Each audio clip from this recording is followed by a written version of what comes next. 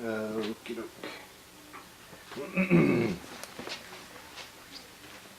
I get to use the record check. Yeah, Is that all right? that's perfect.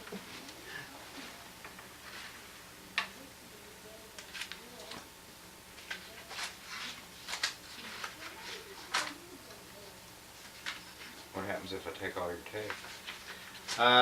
Then that's what you do. No problem. Tell me your real name. William Peter Duncan.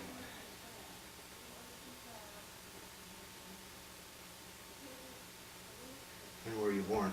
I was born on August 9, 1954.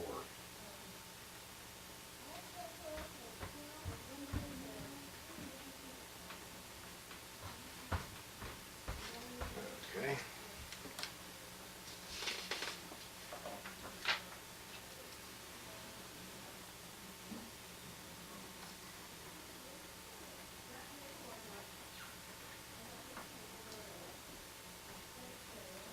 Was that my release? It's my release. I forgot what tape you're on. I think it's 25. I think it's 26.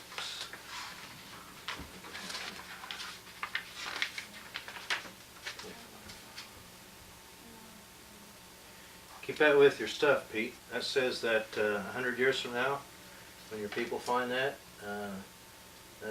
says that this tape is on the public library and they'll go down there and watch it. Oh, of course. That's a very important document. I'll keep that in my things Thanks to remember. Yeah. Okay, man. Well, you told me your name and your date of birth. Where were you born? I was born at Lockbourne. It was, at that time, it was Lockbourne Naval Air Station Where was that located? in Columbus, Ohio. Lockbourne Naval. Correct. I always knew it as Lockbourne Air Force Base. No, it was. Never was? It was a naval air station at the time. Interesting. Well, your present address, though, is what? 2536 Ritchie Street in Portsmouth. In Portsmouth, Ohio, and that's where we are now. Correct. So, this is your house. Yes. Okay. And what's your occupation? I am an administrator at Shawnee State University. You're in charge of the media down there, aren't you? I take care of all the audiovisual devices. Are you the audio viz guy? I am the Viz ed guy. Yeah, the viz ed guy. And how much education do you have, dude? I graduated in communications. I got a BS in communications with a specialty in radio and television production direction from Ohio University in Athens. Okay, when did you graduate? 1982. And you're married? I am indeed. Your wife's name is? Marcia Jane Welton Duncan. W-E-L-T-O-N. That's her maiden name. Welton. Correct. Okay. And you have 3 children. I do indeed. What are their names? The first one is Candace Mackenzie Duncan. Candace? I never knew that. Her first name is Candace? Candace. The second is Catherine Alexandria Duncan. Okay. And the third. Where's the Catherine come from? Is there somebody in the family? We just like Liked the it? name Kate. Okay. Okay. And the third is Jane Cameron Duncan. Okay. Is it Jane in the family? That's Marcia's family name. Okay. Interesting. Well, they're not married, are they? Not to my knowledge. They don't have any children, do they? No, no, they do not. Their ages are 16? Yeah, we got 16, let's see, 13, and one is soon to be 11. Well, one will soon be 17. Okay. And your parents' names? Yes. My father's name was William Arnold Duncan, and my mother's name was Aveline Louise Eggers Duncan. And Eggers is E-G-G-E-R-S, isn't Correct. it? Okay. Yes. And we just might say here that your father's brother is the gentleman that precedes you on this tape, isn't he? That's correct, Okay, yes. and his name is? Robert. Robert, okay. And we might also say that you have a sister, don't you? I do indeed. And her name is Candace, isn't it? Candace Louise. And she just happened to be my wife. I think Yes, methinks there's an attachment there somewhere. Boy, hope dinner's ready tonight. Now, your mother's parents' names. Do you know your grandparents on your mother's side? Yes, my mother's mother's name was Nancy Stewart. Okay. Stewart is S-T. S-T, and there are two spellings as I remember. It can be S-T-U-A-R-T, or it can be S-T-E-W-A-R-T. Okay. I've seen it written both ways on pictures, so Oh, you have? Okay. I'm not sure which one is the correct one. Okay. And your mother's father's name? Okay. His name was William Denver Eggers. Okay. Do you have anything before then, like your great-grandparents? Well, my cousin has done a great deal of genealogy, and he has traced back the Egger line. Who's your cousin? His name is Douglas Lowe. L-O-W-E. Correct. He's the guy I keep getting all this email from about Yes. the family tree. Isn't it? Exactly. Yes. And if somebody watching this tape then were interested, where could they find him? Douglas? Douglas. He is in, I believe, He's in Alabama? it's in Alabama. I can't remember the name of the town. If but it it's, pops into your mind. I want to say, I don't know. Okay. I can't remember. This time. But Douglas Lowe is really, he has the family tree on all this stuff. Yes, Okay. and it's located on a website. Okay. It's myfamily.com. Okay, good. Now your father's parents' names. Yes. His mother's maiden name was Arnold. A-R-N-O-L-D. Correct. Okay, And of course, Duncan was okay. the sire name. Do you have any grandparents then on that side that you know names? Bob might have given me that, It's- you know. It's a little sketchy to me. I think Bob's better versed at it than I would be. Well, you were in the Navy. I was indeed. When did you join? Did you join or were you drafted? Well, it was sort of a forced join. I had a low number in the draft lottery, Oh, I see. Okay. and my choices were clear. I could either go to the Army Uh-huh. or join another branch of the service, and I opted for the U.S. Navy. Okay. When was that? When did you join? That was in September of 1972. Okay. And when were you discharged? I was discharged September 1975. Okay. What was your rank on discharge? I was an E4 petty officer, third Okay. class ordnance. Yeah, I wanted to ask you about that. Is that what we call MOS, Military Occupational Yes. Specialty in the Army? I know they Uh-huh. did that.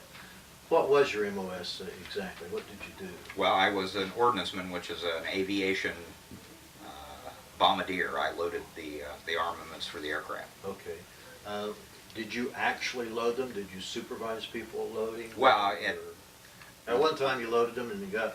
When you're on ship, it's a matter of every man works. So Okay. from the highest, unless you're the chief petty officer, he doesn't load. But He's having coffee. or from something. first class down, yeah, everyone's part of the load team. Where did you do your basic training? I did basic at San Diego. Okay. How long was basic training at that time? Well, for me, and I think I'm sort of an exception to this, I went through basic in about 7 weeks. Is that longer or shorter than... That's much shorter. That's about 6 weeks shorter than 6 weeks you short. the normal. Yeah, what happened was the depletion of the fleet forces after the Vietnam, well, I guess the height of the Vietnam Mhm. incursion, that depleted the forces in the fleet. Okay. Well, I was looked at as the fill. Okay. So my basic training was accelerated, and I was immediately assigned to a squadron and sent to the fleet. What's this family member's name? That would be I don't know. that would be Chloe, Chloe. Okay, we might get a picture of Chloe here in a little bit. perhaps. Let's see, what was I saying? Were many people like that? Were there basic? Well, I don't know if it was just that period in time. It was such a transition that the majority of the forces had done their service and were leaving Yeah. their assignments, and there was such a need for warm bodies that Mhm. I can't, for the life of me, tell you, how long that perhaps that period of time lasted, but I was indeed part of a unique group. Did you do what we would call AIT, Advanced Individual Training, or did you go directly to your assignment? No, I went directly to my assignment. Okay. They essentially, as I was saying, it was just one of those accelerated processes, and they gave me a choice of, I could have indeed signed up for a longer period of time and chosen what we in the Navy call A school, which is that advanced training, or I could go and do my normal 3-year stint, which is what I signed up for, and they basically allow you to pick a rank or a rate that you choose to work in, and in my case I chose ordnance. So okay. This sounds like, though, when you're at basic, do you get ordnance training? Oh no, you so this is basic training is you learn to fold your clothes and make your bed and march and step and okay. So your ordnance training came on ship? Absolutely, on the job training they call it. Well, after San Diego basic training, did you have any leave time? There was, I believe, 2 weeks leave that I was allowed to come home. Were you married at the time? No. Okay. How old were you at the time? I was a freshly minted 18. 18. Correct. But what does a unmarried 18-year-old sailor do when he's on liberty? At home. There were a variety of entertainments available to a young man. I see. Well, okay. Now, after leave, did you come home after basic? I did. Okay. I did. Saw the folks and everything? Absolutely. Okay. Then you went where?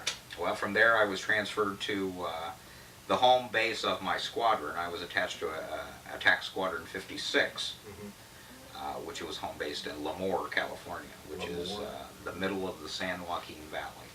Okay. Kings Valley, I believe it's called, and it's close to Fresno. Okay.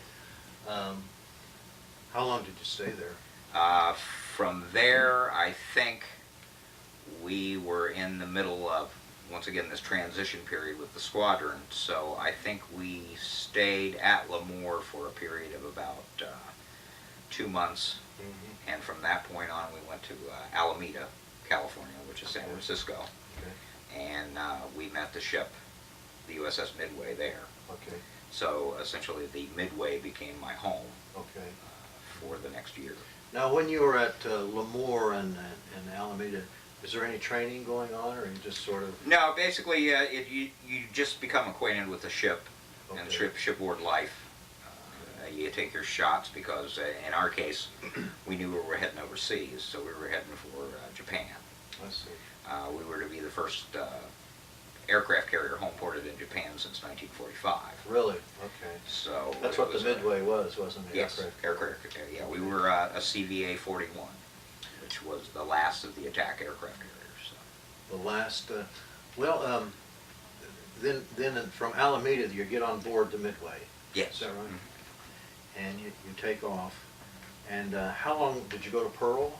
Oh yeah. Yeah, we stopped at Pearl and we resupplied and I think picked up whatever auxiliary personnel we had missed, perhaps leaving San Francisco, pilots, technicians, what have you. Okay. They joined us and then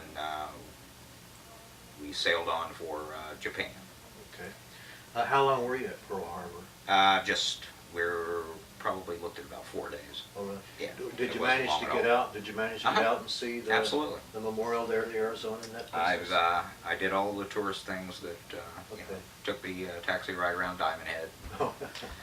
Waikiki, went to Okay, great. went up and down the beach. And what were your feelings about being at sea at that time? I mean, is this the first experience you had at sea? oh yes, truly. What's yeah, that like? It's a little unnerving, a little mystical, a little fascinating, mixture of fascination and anxiety, I guess. Good.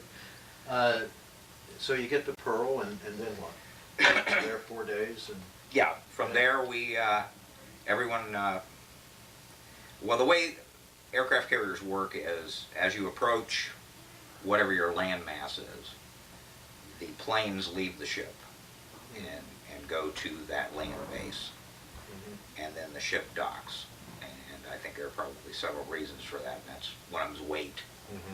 Perhaps there might be a shallow channel to get through, whatever the instances are.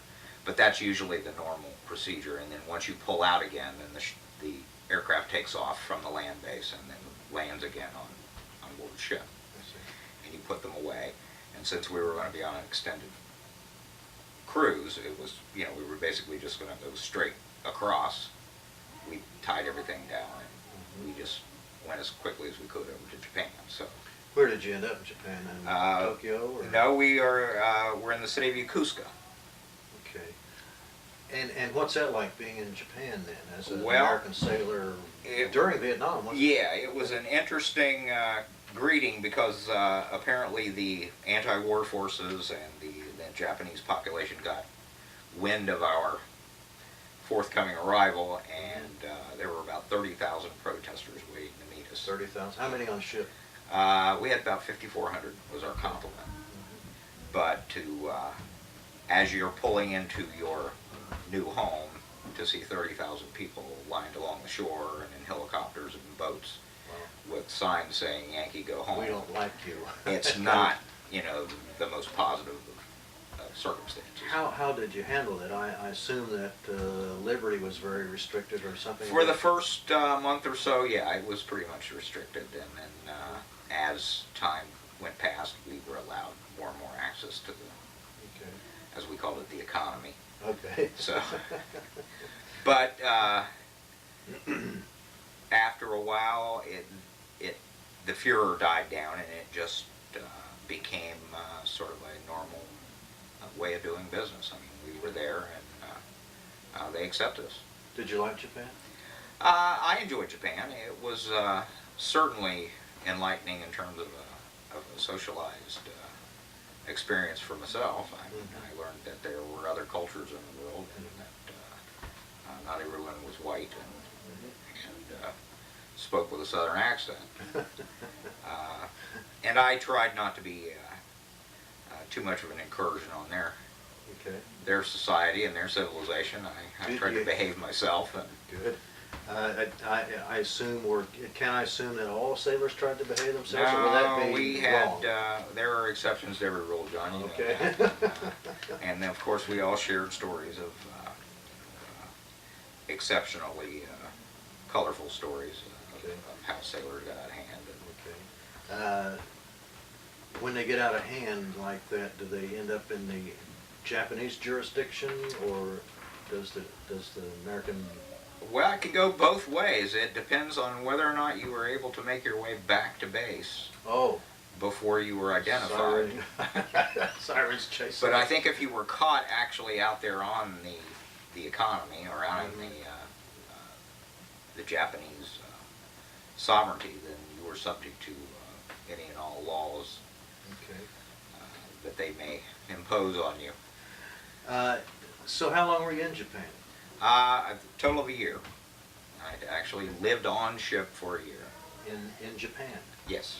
Well, actually, the ship would pull out, and we would do cruises, and we would do training, and we would do all the things associated with being the front line of defense for the United States. Was the ship at that time, during that year, involved in the Vietnam? Yeah, actually, we did have some related activities. Yeah, we supported a mining exercise, I think, that took place off the coast of Vietnam, and I recall loading the mines and arming them and sending the planes off for that particular mission. So, yeah, there were some instances where I think we could truly say that we were involved in some kind of an action. You must have gotten to know, well, maybe not, but at least you got to know Japan a little bit during that period of time. Okay? Who's this lady? Who's this lady right there? She's going upstairs. And you've chased her off, Joe.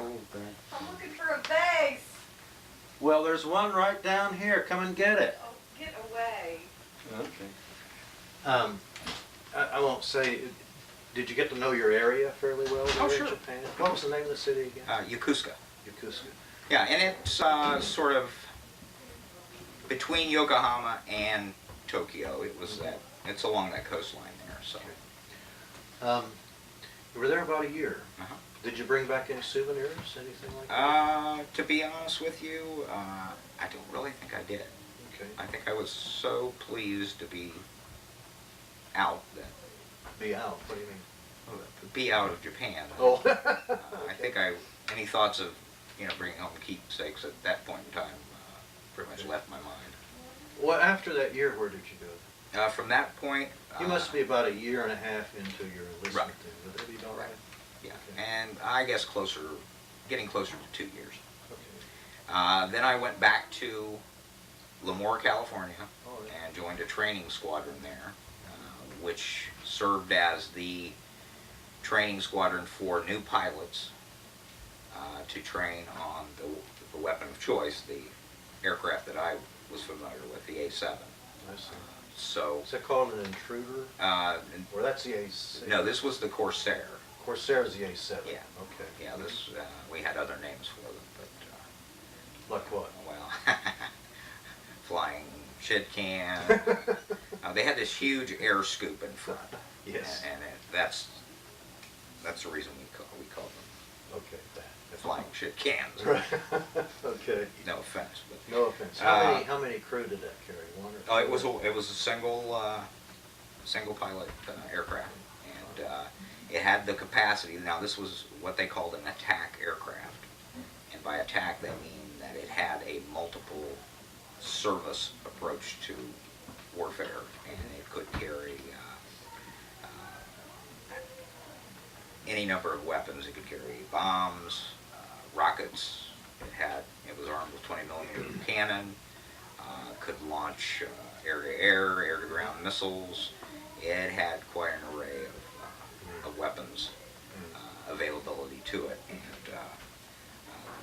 unfortunately, the models that we were assigned to were the A7As.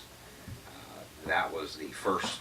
That's like the Model A. That was the Model A, exactly. So what we had available to us was rather quaint technology by the time that I had gotten back to California. It had migrated all the way up to the A7E, much more electronically proficient, much more effective in terms of the avionics that it had on board, radar, bomb sights. All those things had changed vastly since. Just a year and a half. Oh, sure. Okay. Did you have other aircraft on there? On board ship? Uh-huh. Yeah, oh yeah. The way that an aircraft carrier is assembled is that they're, of course, the most colorful, that's the fighters. And in our case, we had the F-4 Phantom. We had photo reconnaissance aircraft, which they basically were F-4s as well.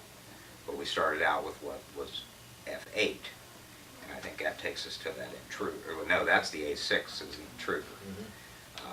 The F-8 was a faster version of the A7, much faster. Did you ever go up in one of those? No, I never did. I went up in a T2 trainer, but I never went up in a jet. I did not check out in the seat. You had to qualify by actually demonstrating your ability to egress from a cockpit, and I never took the time. So, but I went up in a prop job. When you got back to Lamar, then, how long were you there with that special training group? Well, until I basically was Got out. discharged. While you were overseas, what was that experience like for you? I mean, how would you describe the entire story? Well, for me, it was incredibly enlightening. I got to see any number of different cultures and different countries. When we were there in Japan, I went to Hong Kong, we went to Korea, Philippines. The only place that was promised and that we did not actually land was Australia, which was something that I wanted to really do. But we never got the opportunity. I think we were called away for something. So just that exposure to those different styles of life certainly, I think, contributed my inner being and the comfort that I have of myself now in terms of being able to conduct myself in any number of situations. Is there anything you'd like to say about being on the Midway while you were in Japan? Any stories that you would have? To be honest with you, it was always a daily struggle to maintain your sanity because Really? I was on the flight deck, Mhm. and every day is That's very stressful, I assume.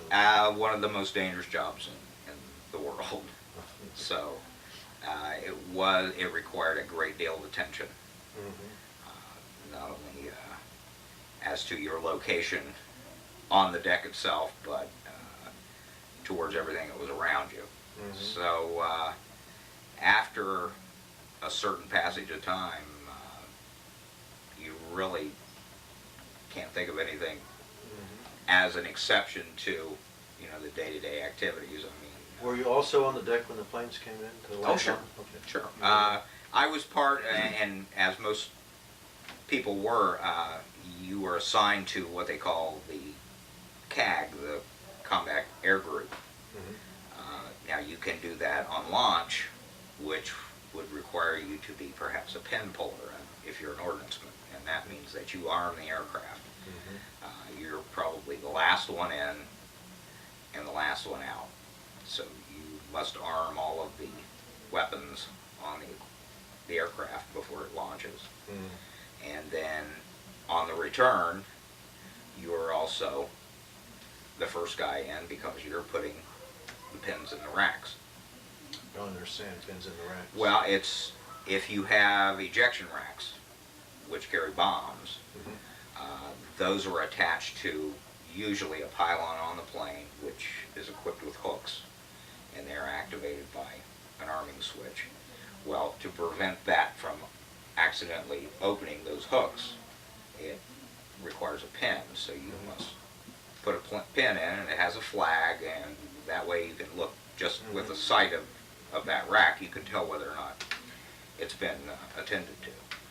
Would this be a situation you need when a plane lands on the deck and hasn't expended its ordnance? Ordnance would still be on, or am I? It can be, sure. Okay. That's and we call those hung bombs. Yes. Uh, Kind of touchy at that time. At that point in time, yes. So that requires you to de-arm the rack, and then you must physically take the bomb off the rack. What do you do with a bomb like that? Well, everybody's Overboard? yeah. In essence, no. You basically just defuse it. They're armed with an airspeed arming device. So, and it has an arming wire to it, and once that's pulled, then there's a little propeller that the wind makes active, and it hits that certain point, and the bomb arms, and then you're ready to go. Well, if that process has never taken place, then essentially you're looking at a fuse and a bomb, and that can be deactivated. You just unscrew the fuse and put it in one place and put the bomb in Comparatively another. safe, I Yeah, guess. it's not as dangerous as some people would have you think. Did that ship have guns? Oh yeah, we had 5-inch turrets. Okay. We were an old World War II class That's what I was wondering. aircraft carrier. Yeah, we were one of the last. And they would have target practice, and if we were on deck, there were these god-awful, I don't know if it was part of the WAD or what, but these pieces of cork would come flying if the wind was right and just knock the daylights out of you if you weren't watching. You could get injured. Oh, absolutely. Okay. Oh, it's when they say you can get injured at any time, they sincerely mean it. It's a dangerous place to be. I imagine it's very difficult to keep that constant vigilance, even if you have to.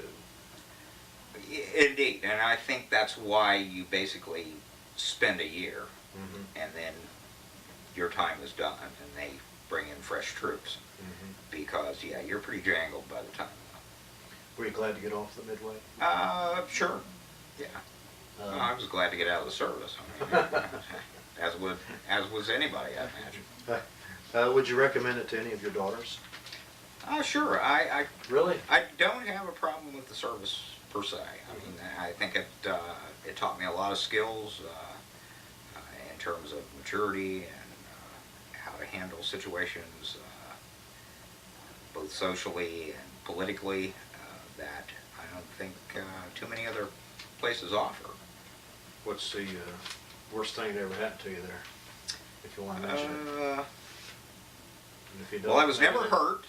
Maybe the next one. I was never arrested. Got some. I never got a tattoo. Got tattoos you want to talk about? Or nothing? I always sobered up before I got to the end of the line. I can always take pride in that. No, actually, I don't think I ever really had a bad experience, John, to be honest with you. Do you keep in touch with anybody that you're? No, to be honest with you, I tried for a number of years, and I still remember some of the guys' names, but and I know generally, I think where they came from, but I don't know if they're still there. So, no, not Who really. was your captain? Your captain was you? Boy, to be honest with you, I couldn't even tell you what his name was. You got Uh, to remember, I was one of 5,400 people. 5,400. Yeah. Did you ever see anybody famous while you were in the service? No. Did you ever have a USO show? We did indeed, and I think it was one of the probably the B troop, because The B Troop. I never Wasn't Bob Hope. I never recognized any of the talent. Not even the Lennon sisters. No, to be honest, no, I didn't recognize any of them. But they would have, they'd always have some kind of a little shindig there. But On board ship, did they have alcohol? if they did, I was not privy to that. Okay. I'm just wondering if each sailor got their ration of rum, no. or anything No, like that. I think that was all to be taken care of when you were out on the town. Mhm. That's when you get your ration of rum. No, we were allowed to have soda pop. Mhm. We had in the ordnance shop we ran what we called the soda mess, and we had a small refrigerator because we were a small shop. We had access to electricity, so we, in our infinite wisdom, formed a cartel of soda pop, and we would sell it by the can to the hot and thirsty sailors. You actually on board sold ship. it. Oh, yeah. Is this something that your supervisor knew, or Well, was this something that I think we may have run it by him once, but to be honest, he was so with you, busy he probably? and I don't think we made a great deal of money out of it, but I think we did okay. It was, $100 or something. It was more trouble than it was worth. Well, gave you something to do, Exactly. and that sort of thing. Yeah. And now you got out of service and you came home. You got out in '75. Correct. Okay. And then when did you get married? That was probably 1978. You didn't know Marcia at the time you were in the service, did you? Well, no. I did, sort of in passing. I mean, we were in school together. She was in a lower grade than I was, but I did attend school with her brother, I see. so I was aware of her. Okay. Is there anything else you want to add? Not at all. Thanks, buddy. Okay. Wasn't hard, was it? Yeah, I passed, I think. You got an A. Thanks, John. All right, man. I'm glad I got you on there with Bob. Now what do I do?